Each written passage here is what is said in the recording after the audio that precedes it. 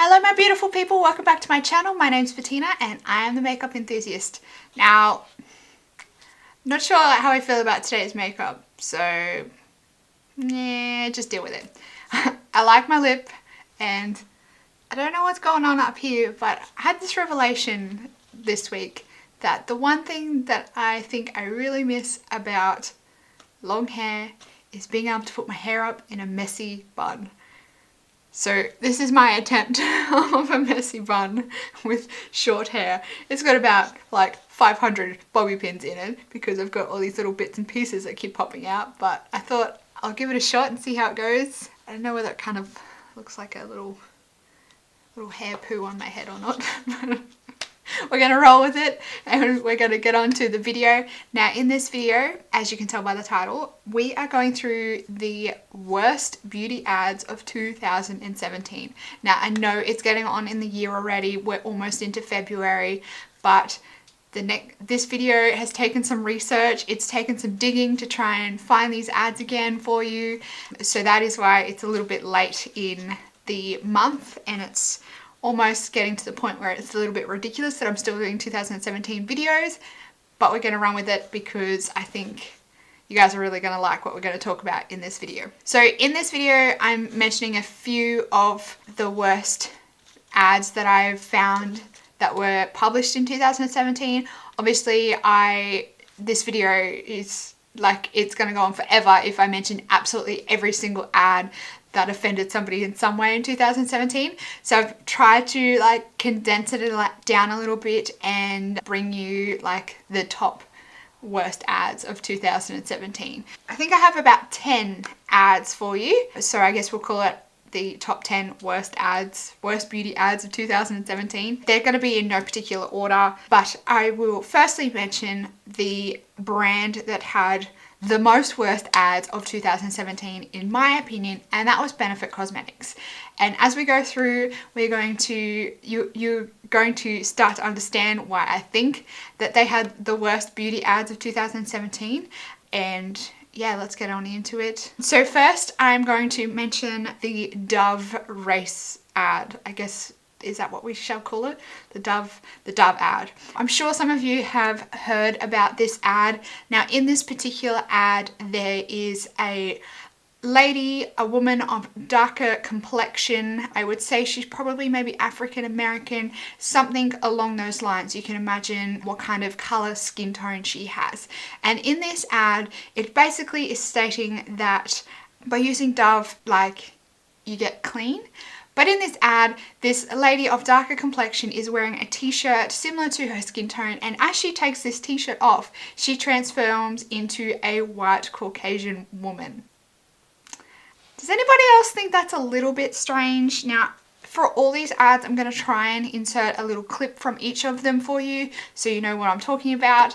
But does anyone else think it's a little bit weird that Dove is basically advertising that by using their product, you can turn yourself from a darker complexioned female, almost like African American skin tone, to a pasty white Caucasian woman? Does anybody else think that's a little bit weird to begin with? And then moving on to the next issue is the fact it's a little bit racist, Dove. Just a little bit. Like, seriously? Like, to me, that is basically saying that all black women are dirty. Not even black women, all black people are dirty, and all they need is a little bit of Dove to make themselves clean. No, Dove, that's not the right way to go about advertising your products, and really don't think that was the best ad to advertise your product. I think the beauty community in itself needs to smarten up their act when it comes to racial. I don't think Dove meant to offend a whole race of people, but they did, and it was quite offensive what they published in their advertisement in this instance. And I think brands really need to smarten up their act and really need to start thinking before they publish these advertisements, and they really need to start acknowledging how these advertisements are perceived by other people and how it will affect them. It's a much bigger picture than what they are thinking about, and they need to expand on what their thinking is. So then second worst ad of 2017 was the benefit skip class, not your concealer ad. Now, I take issue with this for a couple of reasons.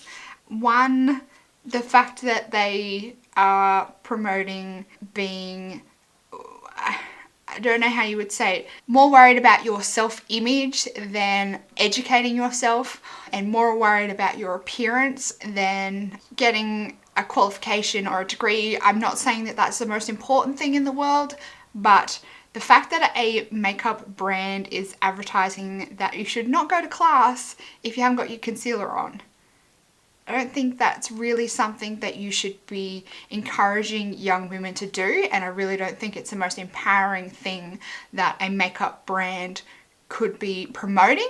And I think for a brand that is, or for a range of products that is designed for a whole entire sex, being female, I don't think it's the right thing to publish an ad that brings them down further. Like, we already have enough shit to deal with. We already get discriminated against enough and put down, and people assume that we are stupid. I don't think a brand should be advertising the fact that you should just skip class and focus on your concealer. I think there's a lot more in life than makeup, and I don't think a brand should be promoting that a young female not worry about themselves, focus more on their appearance than what really counts, and that's their intelligence and what's on the inside than their physical appearance. And the fact that you can leave the house without makeup on, it's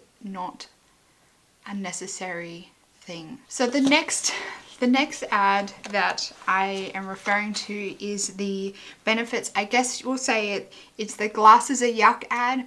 And in this ad, it's advertising their benefit professional. And in their before picture, there is a girl with quite heavily framed glasses on, looking a bit drab.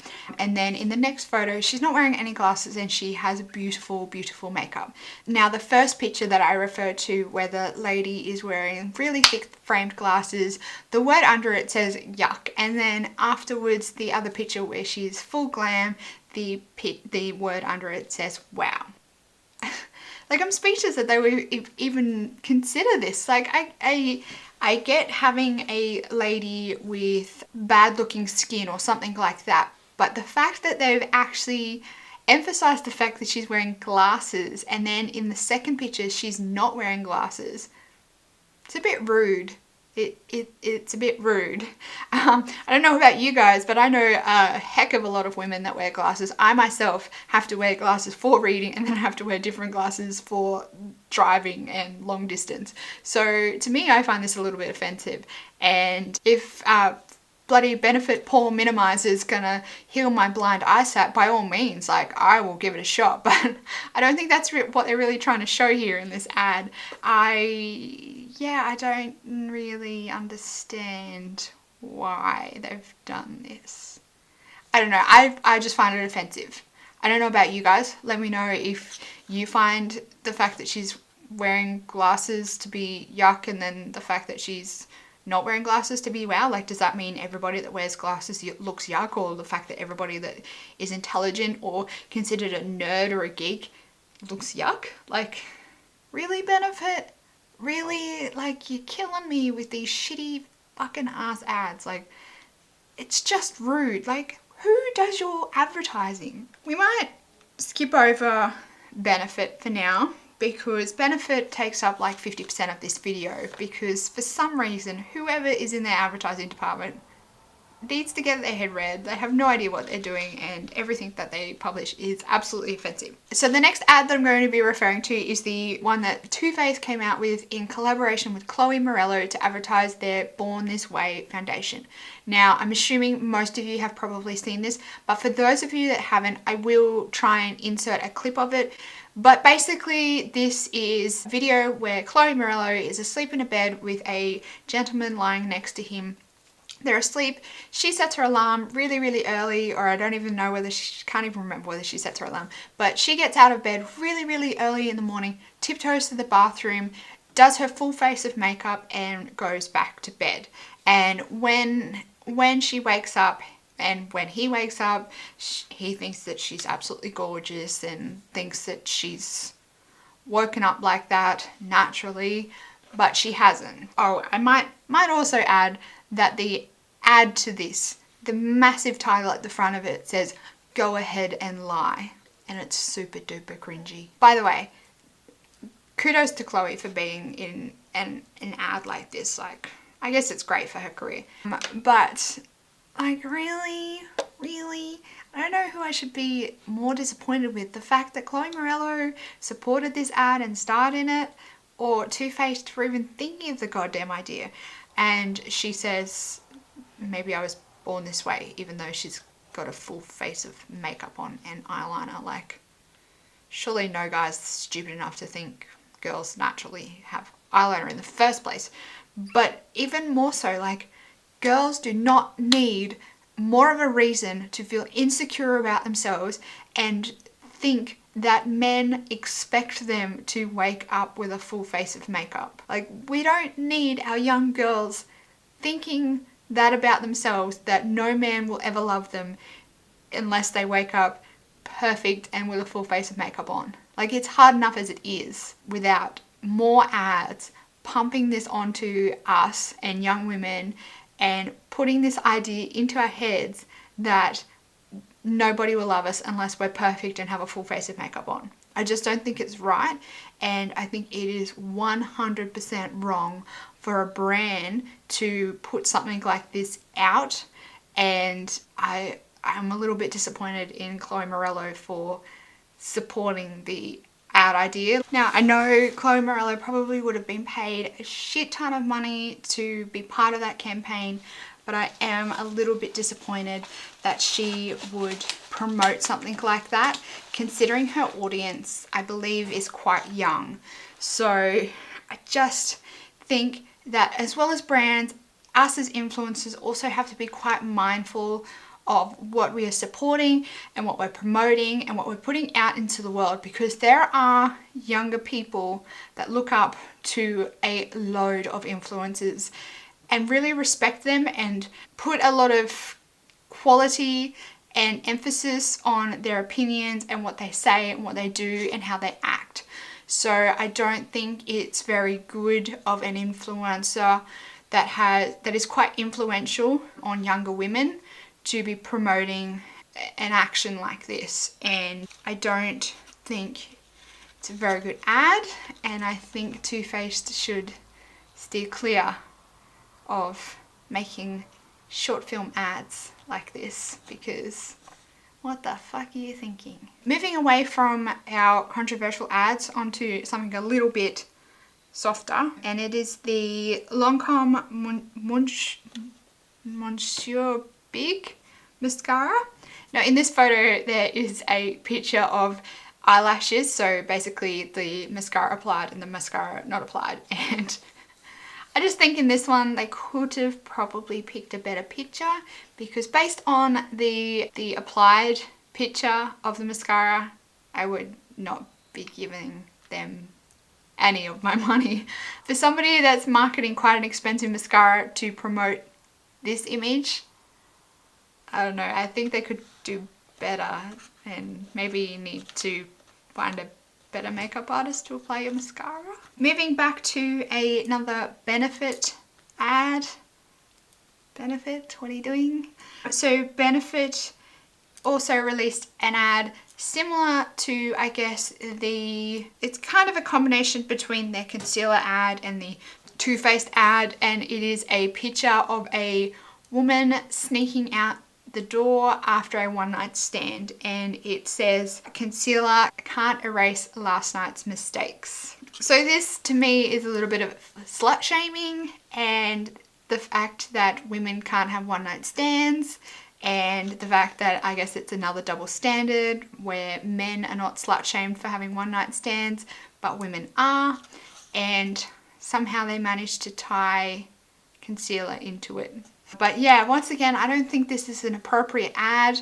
I don't think it is appropriate to, one, I guess, be promoting one night stands to younger girls, because that's kind of their target audience, is the late teenage, early 20s. And two, I don't think it's really fair to be promoting that one night stands are always mistakes for women. Like, I don't understand why you would include something like that into an ad and slut shame someone. I don't think it's appropriate for a brand to get into that side of things.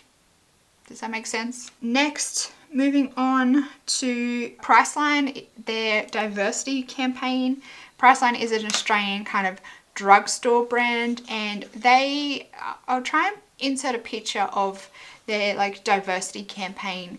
They kind of like have photoshopped the pictures, but at the same time they've kind of only really included, I would say, probably people a bit darker than my skin tone, and maybe like an Italian, like a darker Italian. That's probably the extent of the diversity that they included in the range. And I just don't think it's really good enough to consider that diverse. Considering Australia is quite a multicultural society, I don't think this range of diversity is really diverse enough for my liking. Like in Australia, we have Native Australians, which we call Aboriginals. We have a lot of immigrants. We have a lot of different races when it comes to our immigration. We have like large different communities. Australia has such a large multicultural society, and for this to be all they included in their diversity campaign, I just don't think it's good enough, and I don't think it's really inclusive enough. I think Priceline could have done better. There are a lot of Australian icons that come from really diverse backgrounds, and I don't think it was good enough from what they chose to include. They could have done a lot better. Next, moving on to the Benefit and Patrick Starr ad. I included this one in here just purely because it's a little bit weird.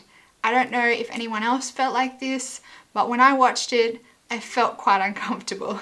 I just think it was just a little bit too weird for my liking, and I just couldn't. It made me feel uncomfortable and awkward while I was watching it. I think it could have been done a lot better. I really commend them for including a influencer like Patrick Starr. I 100% commend them for doing that and including him in on the campaign.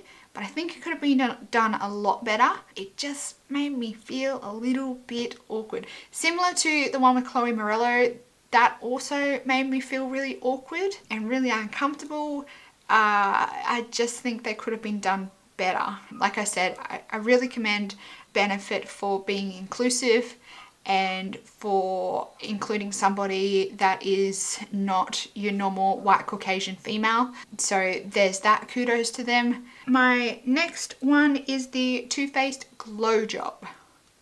Now, this is purely just because of the title. I haven't actually really seen any short film ads, which seems to be what Too Faced like to do to advertise their products, but it is just purely because of the fact that it is called Glow Job, and it is like a pink sticky mask that you put on your face with glitter in it. Now, I just think it's really, really inappropriate to like make a clear, clumpy, sludgy mask to put on your face that you call Glow Job. I just don't think it's appropriate, and I'm really getting sick of brands sexualizing makeup.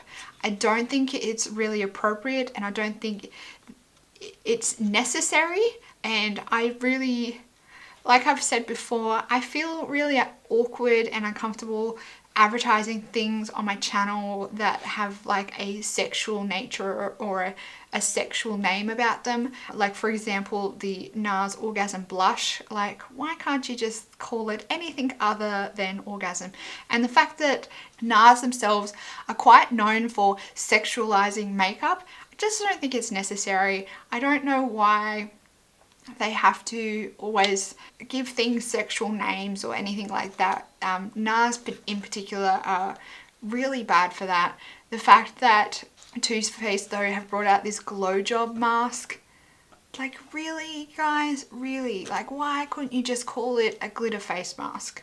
Why did you have to call it glow job? The fact as well that is the consistency that it is, and it's a face mask, like it's just not necessary at all, and it really, really annoys me. Now, my last one is probably one of the most controversial ones in here, and it is the Nivea White is Purity ad campaign.